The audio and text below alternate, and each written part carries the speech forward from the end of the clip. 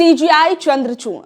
आज सीजीआई चंद्रचूड़ के कार्यकाल का आखिरी दिन है और ये आखिरी दिन आज बहुत महत्वपूर्ण होने वाला है क्योंकि सीजीआई चंद्रचूड़ की संविधान पीठ को आज अलीगढ़ मुस्लिम यूनिवर्सिटी पर अपना फैसला देना है और इस फैसले के अंदर यह तय होगा कि अलीगढ़ मुस्लिम यूनिवर्सिटी अल्पसंख्यक यूनिवर्सिटी है या नहीं। और अगर ऐसा नहीं होता तो अलीगढ़ मुस्लिम यूनिवर्सिटी को सामान्य कॉलेजों की तरह आरक्षण की नीति को लागू करना पड़ेगा। आज का दिन सीजीआई चंद्रचूड़ के लिए काफी ज्यादा इंपॉर्टेंट इसलिए भी है क्योंकि अलीगढ़ मुस्लिम यूनिवर्सिटी पर जो फैसला आएगा वो अल्पसंख्यक समुदाय के हितों से जुड़ा होगा नहीं होगा ये इससे साफ हो जाएगा। कल शनिवार का दिन है तो कोर्ट्स अक्सर बंद रहते हैं और रविवार तो आमतौर पर छुट्टी होती ही है और सोमवार के दिन से देश को उसके नए सीजीआई यानी chief justice of India Sanjiv Khanna मिल जाएंगे और आज का दिन सीजीआई चंद्रचूड़ के लिए आखिरी दिन होने वाला है। इसलिए आज का ये जो फैसला होगा उस पर सबकी निगाहें टिकी हुई हैं। अब पूरा मामला समझिए कि आखिर में सीजीआई चंद्रचूड़ जो आज ये फैसला देने वाले हैं वो क्यों इतना ज्यादा इंपॉर्टेंट हो गया और इतने लंबे समय से ये मामला इतना ज्यादा चर्चाओं में क्यों रहता है। और अगर आज अल्पसंख्यक यूनिवर्सिटी के तौर पर जो अलीगढ़ मुस्लिम यूनिवर्सिटी है उसको पहचान नहीं मिलती है फिर एक बार तो फिर क्या एक नया विवाद खड़ा हो जाएगा। ये बहुत सी ऐसी चीजें हैं जो इस वक्त आज के दिन में बहुत ज्यादा जरूरी और अहम हो जाती हैं जानने के लिए। तो सबसे पहले देखिए कि जो ये मामला था ये 2006 के इलाहाबाद हाई कोर्ट के फैसले से उठा था जिसमें अदालत ने कहा कि 1920 में बने एक कानून के तहत स्थापित अलीगढ़ मुस्लिम यूनिवर्सिटी एक अल्पसंख्यक संस्थान नहीं है तो एएमयू को भी अन्य सार्वजनिक विश्वविद्यालयों की तरह आरक्षण की नीति को लागू करना पड़ेगा। लेकिन अगर इसे अल्पसंख्यक संस्थान का दर्जा मिलता है तो ये 50% सीटें मुस्लिम छात्रों के लिए आरक्षित रख सकता है। फिलहाल एएमयू में राज्य की आरक्षण नीति लागू नहीं होती बल्कि ये अपने छात्रों के लिए एक आंतरिक आरक्षण नीति अपनाता है जिसमें 50% सीटें इसके से संबंधित स्कूलों और कॉलेजों से आए छात्रों के लिए आरक्षित होती है।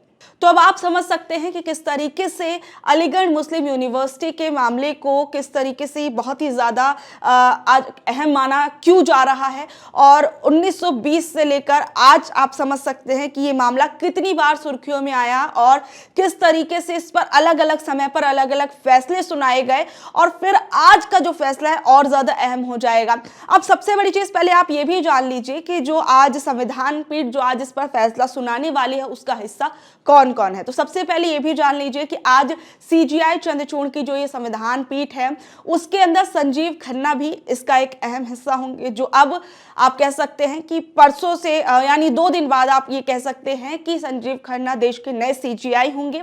और उनके अलावा इस पीठ के अंदर सूर्यकांत, जेबी पारदीवाला, दीपांकर दत्ता, मनोज मिश्रा और एससी शर्मा भी शामिल हैं।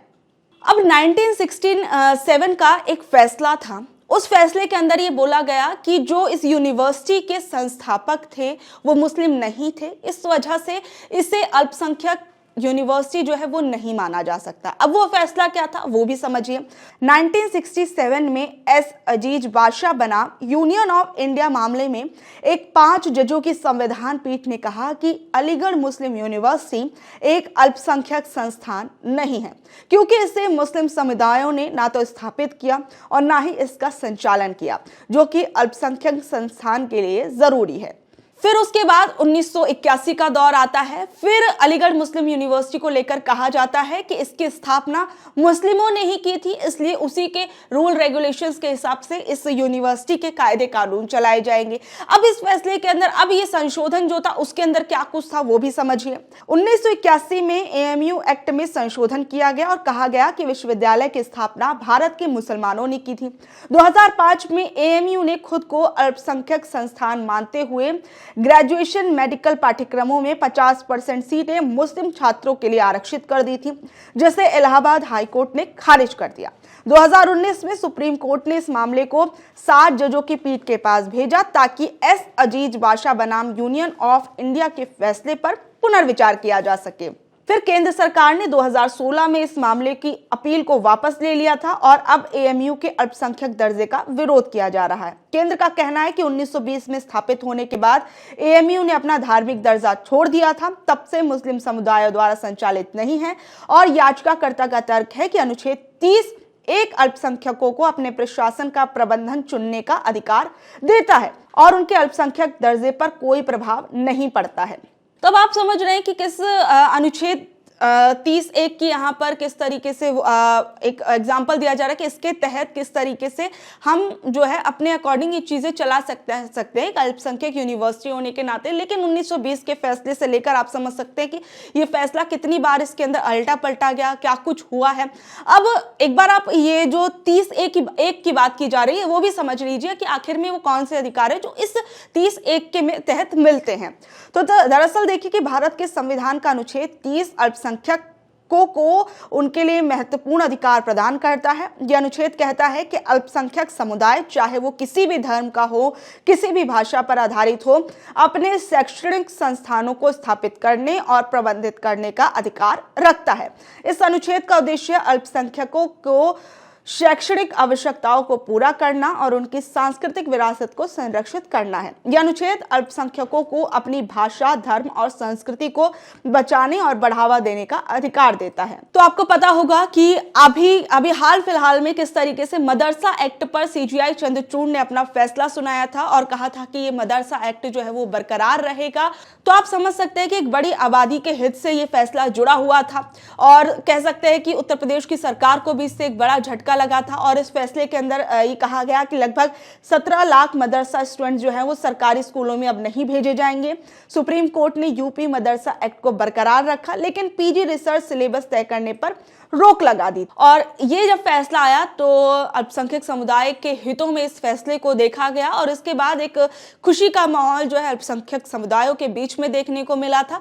बहरहाल आज का दिन और आज का ये मुद्दा जो है उसको आप किस तरीके से देखते हैं, सीजीआई के कार्यकाल को किस तरीके से देखते हैं। सीजीआई के कार्यकाल में उन्होंने बहुत से अहम फैसले जो हैं वो लिए हैं। कुछ चीजों पर बहुत से लोगों की नाराजगी रही, लेकिन इन सभी चीजों को आप किस तरीके से नाप तौल कर देखते हैं और सीजीआई के इस कार्यकाल को किस तरीके से आप याद करेंगे वो भी जरूर बताइएगा। और आज के इस फैसले पर भी आप लोगों की क्या कुछ राय है, क्या अलीगढ़ मुस्लिम यूनिवर्सिटी को अल्पसंख्यक समुदाय का दर्जा जो है उसको मिलना चाहिए, नहीं मिलना चाहिए, ये सब चीजें हमें आप कमेंट बॉक्स में जरूर बता सकते हैं। और ऐसे अपडेट से जुड़े रहने के लिए देखते रहिए ऑनलाइन न्यूज भारत। मैं आपके साथ शालिनी, धन्यवाद।